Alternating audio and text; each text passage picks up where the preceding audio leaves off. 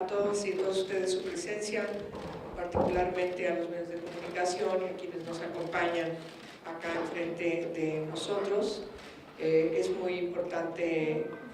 dar la bienvenida al Senado de la República, a quienes estamos acá enfrente. De manera particular quiero agradecer mucho que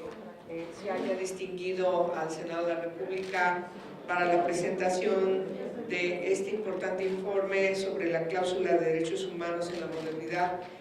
del acuerdo global entre la Unión Europea y México, y en ese sentido estoy muy agradecida que pueda acompañarnos para la presentación de este importante informe en el Senado de la República del señor excelentísimo eurodiputado Josep María Terricabras, miembro del Parlamento Europeo. Muchas gracias y bienvenido al Senado. De manera también muy loable, tengo que destacar que las organizaciones no gubernamentales, particularmente las que son especializadas en las materias que están escritas en este informe, que siempre han acompañado en particular a la Comisión de Derechos Humanos que me voy a presidir, al Senado de la República, a otras comisiones, que el trabajo que realizamos en este Parlamento tiene necesariamente que tomar en cuenta los estudios, los análisis que las organizaciones especializadas de la sociedad civil nos hacen llegar, y en ese sentido, por supuesto, me da mucho gusto que la Comisión Mexicana de Defensa y Promoción de los Derechos Humanos siempre esté cerca de nuestra comisión y que hoy esté avalando la presentación de este informe acá. En particular también agradezco a quien es integrante del proyecto sobre organización, desarrollo, educación e investigación, a Eugenia López, que está también acá. Bueno, la modalidad de la presentación de este informe es un conversatorio. Yo quiero simplemente hacer una brevísima intervención porque importa mucho que escuchemos la presentación del informe. También agradezco a quienes están acá del ámbito diplomático que nos acompañan, a las organizaciones también que están presentes y a los medios de comunicación, porque vamos a darle seguimiento también desde un enfoque de lo que sería este informe a partir de lo que hemos impulsado en el Senado de la República. Ustedes recordarán que durante mucho tiempo, es decir, desde la legislatura pasada, se presentaron dos iniciativas importantes, la del Ejecutivo y la que presentamos a nivel personal, para atender una de las materias más preocupantes que el Estado mexicano tenía que enfrentar. Las recomendaciones de las Naciones Unidas, desde los organismos interamericanos, de distintos parlamentos. Quiero distinguir también las recomendaciones siempre respetuosas del Parlamento Europeo también en esta materia a México, para que pueda, en ese entonces se manifestaba, tomara en consideración la aprobación de las recomendaciones que derivarían en la aprobación de una ley que armonice las convenciones que México como Estado parte ha aprobado, tanto la que tiene que ver la Convención contra la Tortura en el ámbito de Naciones Unidas como en el ámbito interamericano. Hoy ya podemos decir con toda puntualidad que el trabajo de varios meses, varios años, inclusive con audiencias que emprendió el propio Ejecutivo y que emprendimos nosotros en el Senado de la República, concretaron la instalación formal de un grupo de trabajo que durante meses estuvo discutiendo artículo por artículo de lo que hoy ya está en el marco jurídico mexicano. La ley contra la tortura y otros tratos crueles, inhumanos y degradantes ya forma parte de nuestro espectro legislativo. Es una ley nacional, es única para todo el país. Es muy importante destacar que todo este tiempo que nos llevó hacia la concreción de esta importante ley tiene que ver también porque anticipamos para que el Congreso de la Unión pudiera tener el mandato expreso para legislar a nivel nacional de esta materia. Teníamos que reformar la Constitución, de tal manera que después de reformar el artículo 73, fracción 21, inciso A de nuestra Constitución, donde establecimos que el Congreso de la Unión puede legislar en esta materia. Hoy el diseño de esta ley nacional única para todo el país, pues tiene una competencia en el ámbito federal y en el ámbito local, es decir, en las 32 entidades federativas. Damos un salto cualitativo trascendental en nuestro país, sin lugar a dudas, porque estábamos resolviendo un déficit que teníamos en el país. Entidades, congresos locales que no, cuyos preceptos en su legislación no eran correspondientes al sentido sustantivo y adjetivo que estaban planteándose en las dos convenciones. Y en otros estados simplemente había un vacío. De tal manera que no solamente resolvimos, no solamente establecimos la competencia federal de las instituciones de la administración pública federal, sino también las directrices claras y precisas a partir de la definición del tipo penal,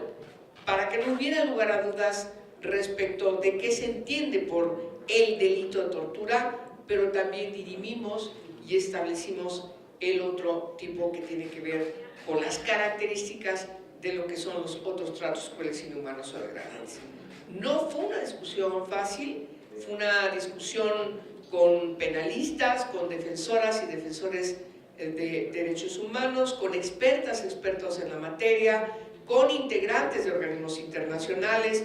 De manera destacada quiero referirme a la presencia del señor relator entonces contra la tortura, Juan Méndez, que además de manera puntual en sus recomendaciones señalaba, entre otras cosas, la magnitud de la tortura en nuestro país, cómo tendríamos que visibilizarla, el término de que de repente creó mucho ruido en algunos ámbitos gubernamentales al señalar que en México existe una tortura generalizada y la falta de comprensión de lo que estaba fundamentando precisamente esta concreción. Claro que con él trabajamos para resolver hasta dónde tendríamos que garantizar en esta ley nacional justamente la atención clara y precisa de la resolución desde el punto de vista legal para ciertamente atender este enfoque generalizado que por desgracia se tiene de uno de los flagelos que más daño le han hecho a la humanidad, a las personas. Es una discusión que además tiene antecedentes de siglos y siglos atrás y que hoy todo el mundo, a partir de estas dos importantes convenciones, en el caso del continente americano, la que tiene que ver con nuestro espectro territorial, pero la de Naciones Unidas con el enfoque global de todo el planeta. De tal manera que para nosotros lograr esta ley como queda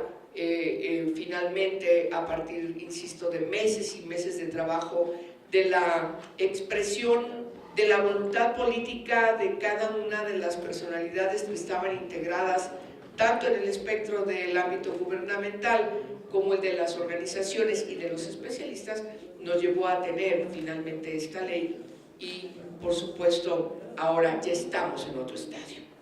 Hoy ya tenemos la ley. Ahora tenemos que trabajar hacia lo que sigue, hacia la transformación de las instituciones, hacia la erradicación de estas terribles formas de violencia que afectan de manera terrible a la persona humana, que le deja estragos en muchísimas ocasiones que son de por vida. Cada persona lo resuelve de diferente manera. Y parte de la hermenéutica de los tratados y de los estudios que fomentan la comprensión de estas dos convenciones, justamente nos hablan, y eso quiero destacarlo, de destacar a la persona humana, a la individualidad, el daño que se provoca a una persona, que a lo mejor otra persona que pudo haber pasado por el mismo evento, quizá lo resuelve de otra manera. Esa parte nos preocupó mucho en la ley, de tal manera que identificamos siempre que es una ley que toma en consideración como un objetivo fundamental de su atención justamente a la persona. Y claro, los agravantes cuando hay ciertas características, ser persona menor de edad, ser una mujer embarazada, cuando hay un asunto de discriminación por etnia, por discapacidad, etcétera, y por supuesto identificamos de manera puntual el interés superior de la niñez, la igualdad sustantiva, la perspectiva de género, principios fundamentales que nos permiten ubicar esto que yo estaba diciendo, la persona, las características de esa persona y sus características de ser mujer, de ser niña, niño, de ser una persona que forma parte de algún grupo que se encuentra en una situación de vulnerabilidad o de riesgo, o cuando efectivamente hay una participación por aquiescencia o un particular respondiendo a directrices de un agente del Estado. También esa parte queda muy bien desarrollada en la ley. Y sobre todo me importa mucho distinguir la revisión que hicimos del mecanismo de prevención que está en la Comisión Nacional de los Derechos Humanos.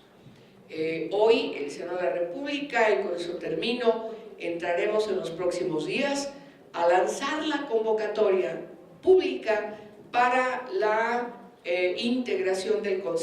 Consejo de Expertos y Expertas que tienen que acompañar a este mecanismo de prevención de la tortura en el ámbito de la Comisión Nacional de los Derechos Humanos. Por supuesto, hay una relación importante con los ámbitos gubernamentales para que se entienda que no hay manera que se siga permitiendo que pueda haber alguna afectación que o esté inscrita en una forma de tortura o que esté configurada en otros tratos crueles, inhumanos o degradantes, y la autoridad judicial también ya está tomando determinación para ir en esta misma dinámica de la implementación de los tratados, como es nuestra vinculación y nuestra responsabilidad, pero ahora ya con la implementación de la ley, que la tenemos que hacer efectiva, de tal manera que hoy la presentación de este informe viene como anillo al dedo, porque sigue contribuyendo a justamente la otra etapa de la ley, es decir, la ley, gracias, la ley ahora ya publicada, ahora ya integrada en el marco jurídico del país, y entonces viene la responsabilidad de las autoridades en los 3 órdenes de gobierno, en todos los ámbitos de la administración pública y también de todos los poderes para su cumplimiento. Hoy tenemos la presentación de este informe, lo tienen ustedes acá, yo lo tengo acá impreso de manera rápida en cuanto se nos hizo llegar, y la presentación por parte de nuestro invitado de lujo, el señor diputado de la Comunidad Europea, José María Terricabras Nogueras, que hoy tenemos el gusto de presentarlo, pero además de pasarle el micrófono para que usted nos haga una presentación del informe, y le reiteramos la bienvenida al Senado de la República. Muchas gracias, senador.